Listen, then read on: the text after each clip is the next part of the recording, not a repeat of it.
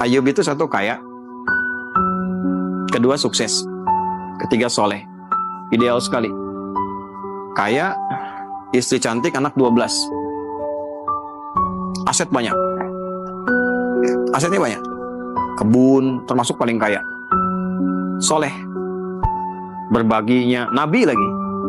Setan mengajukan permintaan kepada Allah untuk menguji Ayub ini, menggoda Ayub dengan 3 sifatnya sekaligus. Menghilangkan kekayaannya, menghilangkan keturunannya, menghambat kesolehannya.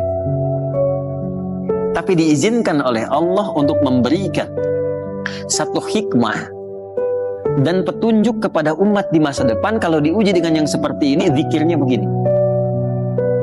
Pertama, minta kepada Allah supaya semua aset kekayaannya habis dalam sehari. Maka dalam sehari ternaknya mati semua, kebunnya kebakar semua habis dalam sehari.